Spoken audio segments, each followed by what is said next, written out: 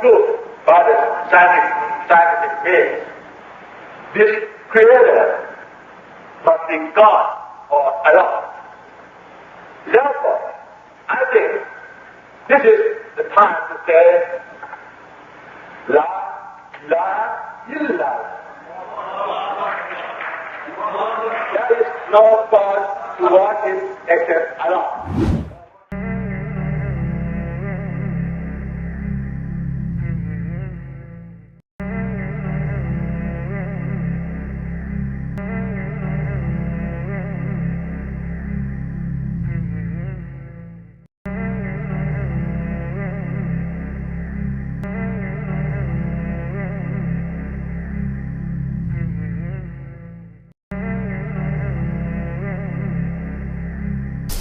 Orang yang masuk ke dalam agama Islam ini teman-teman sekalian adalah orang-orang yang pintar.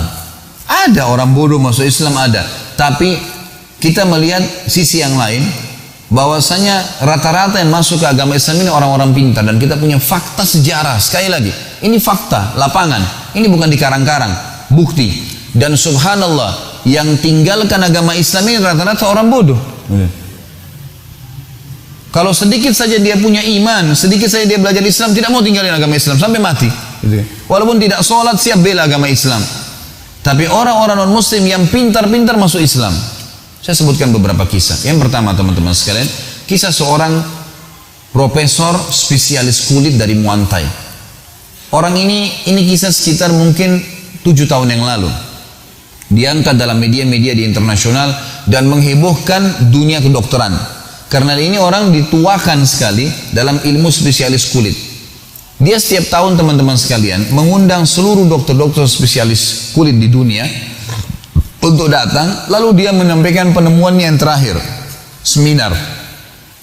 Pada 7 tahun yang lalu ini dia sempat mengundang 2 orang dokter muslim spesialis kulit dari Mesir. Salah satunya dokter muslim ini sering ikut pengajian para ulama di Mesir. Jadi dia selain dokter juga dia alim, dia tahu ilmu-ilmu agama. Pada saat tiba di sana di sebuah auditorium yang besar, hadir ya ratusan bahkan mungkin ribuan dokter spesialis kulit dunia. Dokter-dokter spesialis ini kalau dalam ilmu kedokteran terus kita tahu. Kalau jurusan lain berarti sudah pasca sarjana S2, S3 gitu kan. Sudah dianggap top dalam masalah akademik. Ringkas cerita adalah dia naik di podium profesional lalu berkata, "Saya baru menemukan dengan teknologi tercanggih sekarang, ternyata yang memberikan rasa sakit bagi manusia adanya urat-urat saraf yang halus sekali dan jumlahnya miliaran, banyak sekali, tidak terhitung, yang melengket di kulit manusia. Kalau urat saraf ini bisa ditaklukkan dengan obat-obat bius misalnya, maka akan membuat bedah itu lebih mudah. Dan juga sama, kalau urat saraf ini sudah hilang fungsinya secara alami, mungkin karena kecelakaan, seperti orang kena luka bakar dan kulitnya kena luka bakar misalnya, dan terbakar kulitnya seberikut urat-urat saraf itu, tinggal langsung ke dagingnya, maka tidak akan merasa sakit kalau dagingnya dibedah. Datangkanlah contoh, ada orang dinaikkan di atas panggung, kena luka bakar di tangan kanannya, lalu kemudian memang dipastikan kulit dan urat saraf di kulitnya sudah terbakar. Diambil pisau bedah, diiris dagingnya, orang itu nggak rasa sakit. Orang semua satu auditorium bersorak-sorak, ini luar biasa, penemuan yang luar biasa secara ilmiah dengan teknologi canggih yang sekarang. Ternyata satu orang dokter muslim dari Mesir tadi angkat tangan, "Maaf profesor, kalau itu penemuan Anda yang tercanggih, saya ingin mempertemukan antara penemuan Anda ini dengan Al-Quran, dan saya pastikan Al-Quran sudah menceritakan 1400 tahun yang lalu."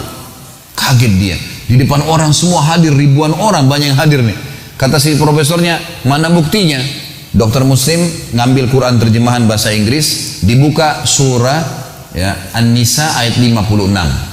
An-Nisa 56 teman-teman sekalian menceritakan tentang masalah ahli neraka. Salah satu cara penyiksaan di api neraka.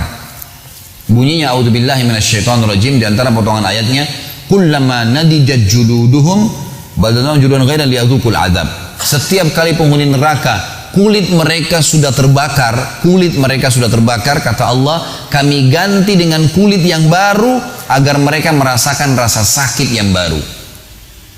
Artinya ayat ini menjelaskan memang rasa sakit di manusia itu adalah di kulitnya. Jadi Allah tidak butuh membakar di neraka orang sampai tulang-tulangnya, enggak, kulitnya aja.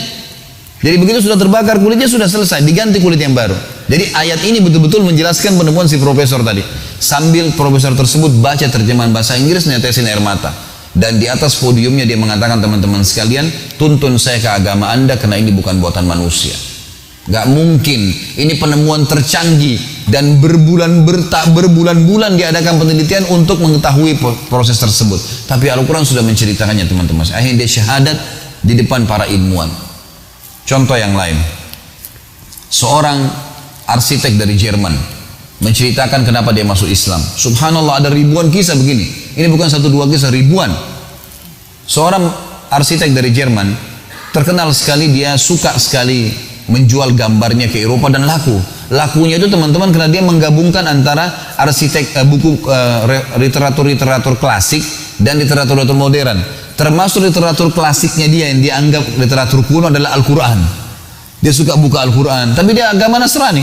Dia buka Al-Quran dan sering dia ikutin ya, arsitektur dalam Al-Quran seperti kisah tentang Fir'aun, piramidahnya, kaum Samud, kaumnya Nabi Saleh. Ya, ini ada menyebutkan tentang gunung-gunung dijebol sama mereka, gitu kan? Tentu khilaf ahli sejarah, dikatakan di Petra, di Yordania, ada yang mengatakan juga ini di wilayah lain, di Madain Saleh di Saudi. Tapi yang jelas memang cirinya mereka gunung-gunung batu dijebol, gitu kan? Dan banyak yang lainnya. Dan selalu laku gambarnya. Satu waktu dia ceritakan kenapa dia masuk Islam.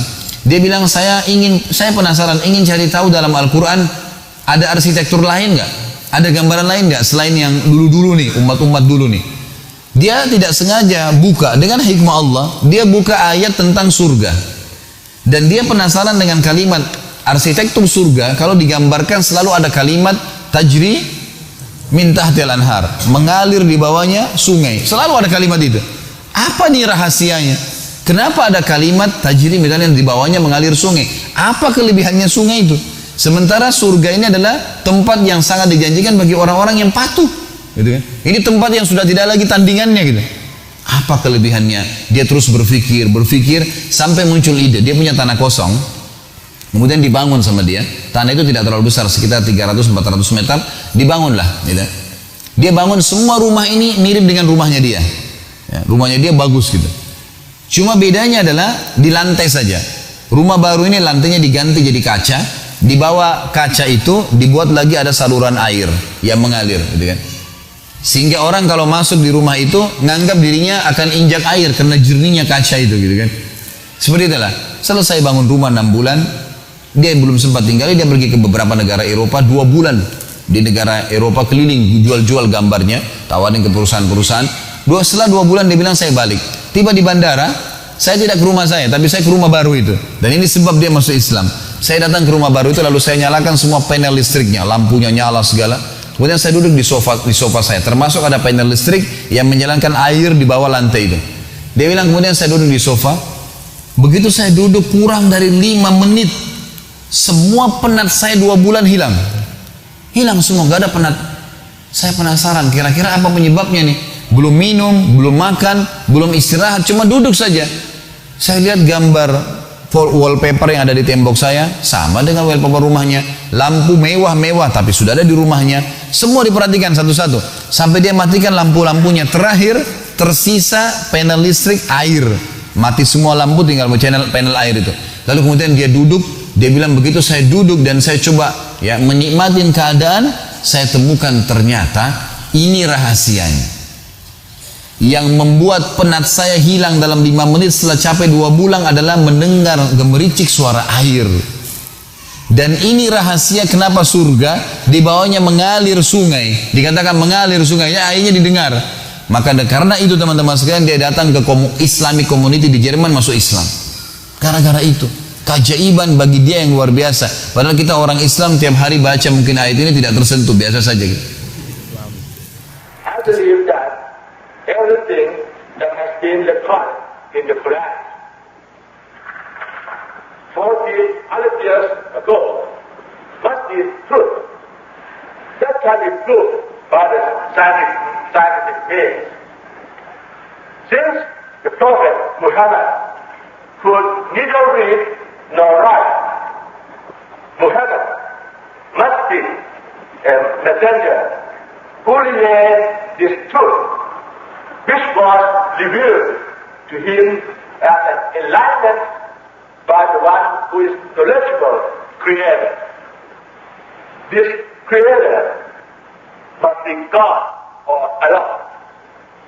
Therefore, I think this is the time to say, La ilaha illallah. There is no God to worship except Allah. Muhammad, Rasulullah.